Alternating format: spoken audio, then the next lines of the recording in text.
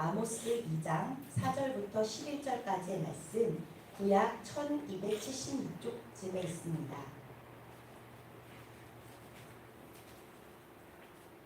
한 절씩 교독하시고 마지막 절은 함께 읽도록 하겠습니다. 여호와께서 이와 같이 말씀하시되 유다의 서너 가지 죄로 말미암아 내가 그 벌을 돌이키지 아니하리니 이는 그들이 여호와의 율법을 멸시하며 그 율례를 지키지 아니하고 그의 조상들이 따라가던 거짓 것에 미혹되었음이라.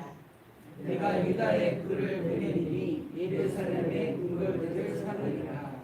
여호와께서 이와 같이 말씀하시되 이스라엘의 서너 가지 죄로 말미암아 내가 그 벌을 돌이키지 아니하리니 이는 그들이 은을 받고 의인을 팔며 신 한 켤레를 받고 가난한 자를 팔며 힘없는 자의 머리를 티끌 먼지 속에 발로 밟고 연약한 자의 길을 피하여 아버지와 아들이 한 젊은 여인에게 다녀서 내 거룩한 이름을 더럽히며 모든 제단 옆에서 전당 잡은 옷 위에 누우며 그들의 신전에서 벌금으로 얻은 포도주를 마시니라.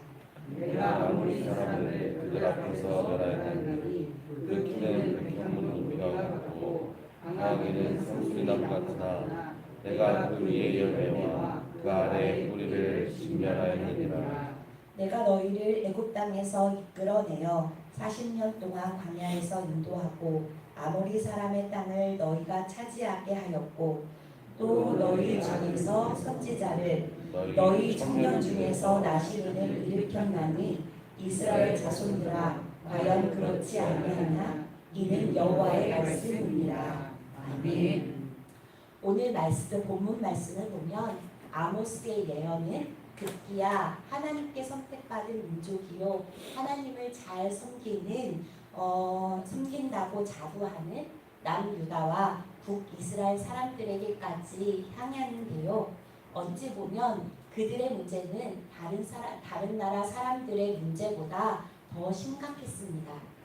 왜냐하면 하나님의 말씀과 법을 모르고 잘못을 저지른 사람들은 나름대로 변명의 여지가 있을 수 있지만 하나님의 말씀도 알고 법도 아는 사람들에게는 변명의 여지가 있을 수 없기 때문입니다.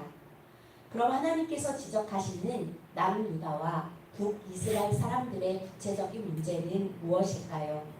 4절 말씀을 보면 남유다의 문제는 여호와의 율법을 저버리고 여호와의 명령을 따르지 않는 것인데요. 그들의 조상이 섬기던 거짓 것에 미혹되었다고 말씀하십니다. 이것은 거짓의 신을 섬겼다는 뜻인데요. 겉으로는 하나님을 믿는다고 말하면서도 하나님의 말씀을 우선으로 여기며 하나님의 말씀대로 살려고 하지 않고 오히려 거짓된 것에 미혹되어 조상들이 섬기던 이방신들의 가르침을 따르는, 즉 우상숭배를 했다는 겁니다. 이들이 섬긴 대표적인 이방신은 바알입니다. 바알 종교는 가나안 정착부터 이스라엘 사람들에게 영향을 미쳤는데요. 바알은 땅의 생산력과 가축의 번식력을 주는 풍요의 신이고 사람들은 이 바알이 비를 내려준다고 믿었습니다. 이스라엘 백성이 바알 종교의 영향을 받는 주된 이유는 농경 생활을 하던 그들에게 기름진 땅과 비가 아주 중요했기 때문입니다. 사람들은 욕심 때문에 바알을 섬겼습니다. 농사가 잘 되어야 부자가 될 수 있고 농사가 잘 되려면 비가 잘 내려 풍년이 들어야 하고 또한 가축이 새끼를 많이 낳아야 더 부유해질 수 있으므로 우상 숭배의 뿌리는 바로 욕심에 있음을 볼 수 있습니다. 나만 잘 먹고 잘 되면 된다는 이기주의죠. 이런 욕심을 가지면 남을 위한 배려와 섬김도 사라지고 마는데요.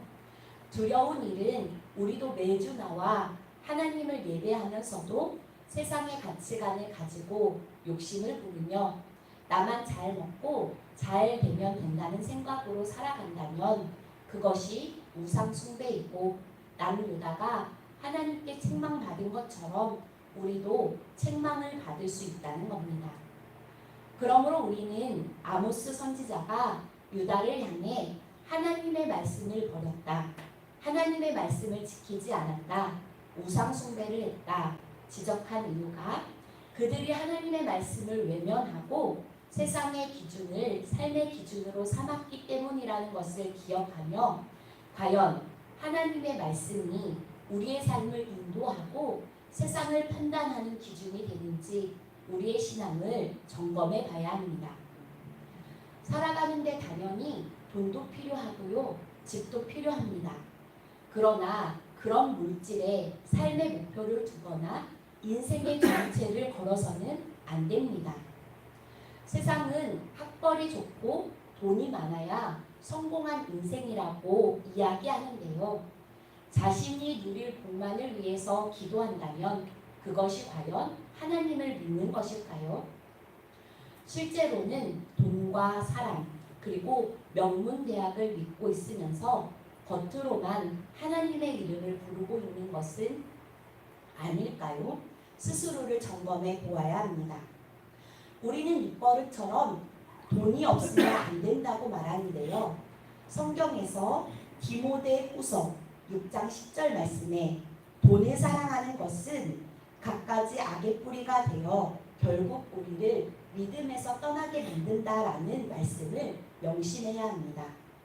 또 마가복음 4장 19절 말씀에 세상의 염려와 재물의 유혹과 기타 욕심이 들어와 말씀을 나가 결실하지 못하게 되는 자요라고 말씀하시는데요.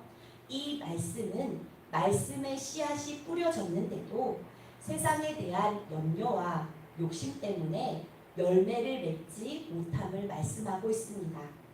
그러니까 아무리 은혜를 사모하면서 시간을 내어 좋은 말씀을 듣는다 하더라도 세상의 욕심과 염려를 가지고 산다면 그 말씀은 열매 맺을 수 없다는 것을 우리는 기억해야 합니다. 그러므로 하나님의 말씀이 우리의 삶의 절대적인 기준이 되어야 하고요. 그 말씀을 먹기 위해 말씀을 사모하며 또 그 말씀대로 살려고 노력하는 태도가 우리에게 필요합니다. 이제 북이스라엘 사람들의 모습을 보도록 하겠습니다. 본문 6절부터 7절까지의 말씀을 보면요. 그들은 은을 받고 의인을 팔았고요. 신 한 켤레 앞에 가난한 자를 팔았다고 말하는데요. 이는 죄 없는 사람을 종으로 팔아넘긴 것을 말합니다. 돈을 빌린 사람들을 협박하고 강제로 팔아넘긴 겁니다. 오늘날 사채업자들이 돈을 빌려주면서 신체 포기 각서를 쓰게 하고 돈을 갚지 못하면 채무자를 위협하는 것과 비슷합니다. 7절 말씀에 이들의 악행을 더욱 자세하게 보여주는데요. 가난 있는 자의 머리를 잡아 땅바닥에 눕힌 상태에서 그에게 압력을 가하고 아버지와 아들이 한 여자에게 드나들며 주님의 이름을 더럽혔다고 말하는데요. 가진 돈으로 가난한 자를 돌보기는커녕 흥청망청 돈을 쓰고 방탕한 삶을 사는 모습을 보여줍니다. 또 8절 말씀은 사람들이 돈을 빌리면서 저당으로 맡긴 겉옷들이 제단의 옆에 펼쳐져 있고 그 위에 누웠다고 말하고요. 이는 이스라엘 사람들에게 겉옷은 돈을 빌릴 때 저당 잡히는 대표적인 물건인데요. 이 겉옷은 추운 날에 담요 역할까지 하는 풀스푼이기 때문에 가난한 사람들에게는 절대적으로 필요한 물건이었고요. 또 어떤 사람에게는 전 재산이기도 했습니다. 그러나 많은 사람들이 이 겉옷을 저당 잡혀 돈을 빌리지만 그것을 갚을 수 없는 형편이라 다시 찾아올 수 없었고 심지어 갚지 못하는 돈 때문에 노예로 팔려가기까지도 했습니다. 가난한 사람들은 이러한 형편인데 관료들은 벌금으로 거둔 그 돈으로 포도주를 신당에서 마셨습니다. 아모스는 이러한 현실에 분노하며 하나님의 말씀을 대언합니다. 시편 35편 10절 말씀에 시인은 하나님께서는 가난한 자를 불쌍히 여기셔서 가난한 자를 강한 자에게서 건지시는 분이라고 노래하고요. 성경 여러 곳에서는 가난한 자를 대하는 태도에 대해서 말씀하시는데요. 출애굽기 22장에서는 가난한 사람을 배려해서 해가 지기 전까지 겉옷을 돌려주라고 말씀하시고요.